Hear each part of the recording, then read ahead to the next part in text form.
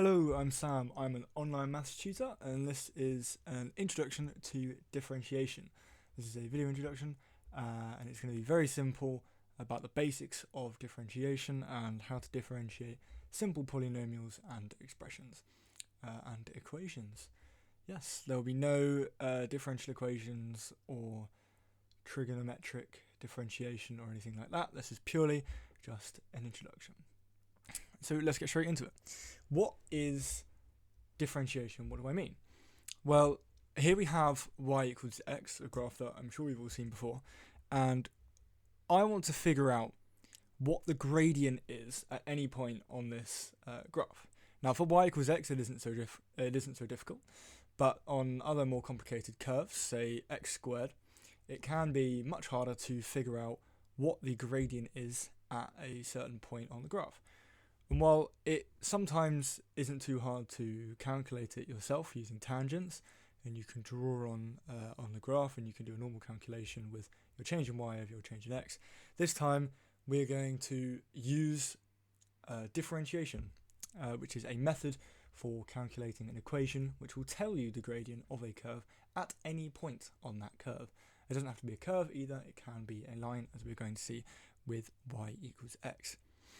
So differentiation is not too tricky in concept, so just try and follow along. So what we're going to be thinking about is how to make this gradient function, our gradient machine, essentially.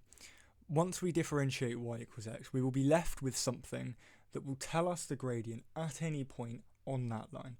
Sometimes these equations can include x's, sometimes they can include y's, and it makes it much easier than to just plug in your numbers and it will tell you the gradient straight away. So let's see how we do this here. So the way that we write a differential is to say the differential, so d, of y, and then with respect to x. So we are saying on the top here, this is the differential of y, and then this over dx is with respect to x. So sometimes this would be called dy by dx. Or dy dx. Looks like a fraction. It isn't a fraction. It does behave like a fraction in some simple forms of calculus, but I wouldn't think that it is a fraction. So it's not like you can cancel these d's and then you get y over x. No, those d's are not variables. This is a abstract concept, and we're basically saying the differential of y with respect to x is what you're saying here. It's not something that you can multiply or divide away, but you will get onto that in differential equations. So what is the differential of y with respect to x? Well, to do differentiation, we need to first imagine x to be equal to 1x to the power of 1. To differentiate a simple term like this, you multiply the coefficient of x, so this is the coefficient, by the power. So this will become 1 times 1, which stays as 1. And then you drop the power of your x by 1. So this will be x to the power of 1 minus 1. So this becomes 1, and then x to the 0 is 1. So our answer is 1. So our differential of x, well, our differential of y with respect to x is 1. Very simple. And this tells us that at any point on this line, the gradient is 1. And we know that that's true. We know that, say, at 2, if we looked here, well, the gradient here is definitely very much 2. There's no point in drawing a tangent here because this is a straight line. So yeah, that is how the basic premise of differentiation works. For any simple polynomial term, say you had x squared, to differentiate it, so the operator for differentiation is sometimes written as d by dx, then this is with respect to x. If you were doing it for y squared, you would write d by dy, or equivalent for another variable. You multiply by the power of x, so this becomes a 2 at the front here, and then you drop the power by 1. So 2x to the 1 becomes 2x. Okay, well let's move on to our next example. So this is a little bit different.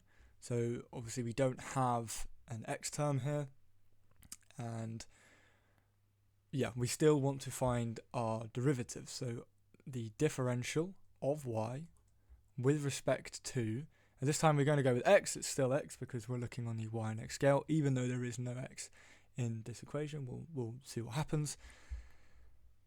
Is going to be equal to what? Well, there isn't exactly a term of x which you can multiply here. So you do have, this is technically 2x to the 0, but that is not a good way of thinking about it. Instead, you can start by looking at, well, what is this line? What is the gradient at any point on this line? Well, y equals 2, the gradient is 0 on the whole line. This does not move anywhere. If you move 1 forward on the x-axis, you're moving 0 on the y. If you move 10 back on the x-axis, you're moving 0 on the y. So the gradient is 0 for this line. So dy by dx in this case is 0. And it's true that the derivative of any number, so this is any number with no variable, is equal to 0.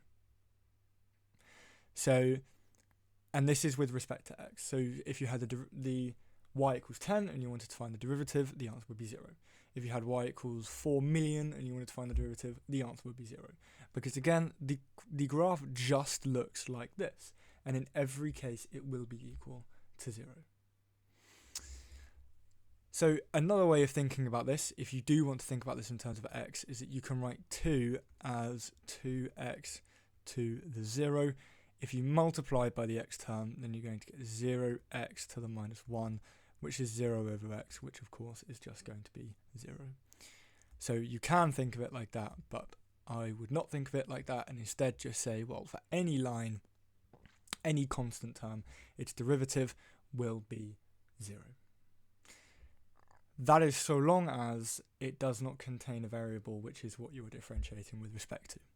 If I were to say, have the graph y equals 2t, so this is the lowercase t, and I were to differentiate it with respect to x, so we will look for dy by dx, there is no x term in this original expression. So if this was 2tx, we could differentiate it how we normally would, but as there is no x term, this 2t ends up being treated as a constant. So it's treated in exactly the same way as y equals 2. This is just 2 times by a number. And if you want to find the rate of change of y with respect to x, which is what the derivative is, it is 0. There is no x term. So the differential would still be 0. Okay. Let's go to our next example and put these skills to practice. So I haven't drawn the curve here, but the theory still stands that what we are going to calculate, the derivative of this expression, is going to be the gradient of this at any point on the curve, so long as you input the correct x, and, well, there won't be any y values here, but so long as you input the correct x values, you will get the gradient output at that x value. So let's try this. We want to differentiate x squared plus 6. We're starting with the equation y equals x squared plus 6, and we're going to differentiate it. So dy by dx, again this is not a fraction, is going to be equal to. Now we need to differentiate this whole thing, and we need to do it in one go. However, it does not behave any differently to previously. It is not like x squared plus 6 squared, where you have to do something with each term and you have to expand it and things like that. It does not work that way. Differentiating can be split up to each individual term.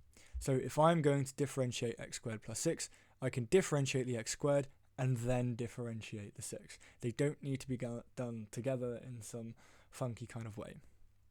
And so to deal with our x squared, we're going to multiply by our power, so this is going to be 2x, and drop our power by 1, so we're going to have 2x to the 1 plus 6, and the differential of 6 is a constant term, and so differentiating 6 is 0. And this is going to be equal to 2x. I am therefore saying that the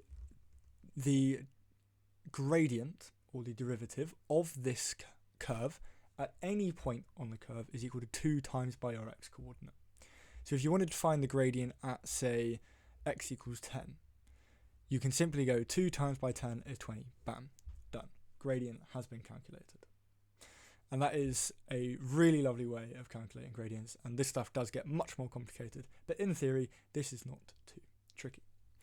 So let's move on to our final example. Now this one looks a little bit different. This time we have a function of x.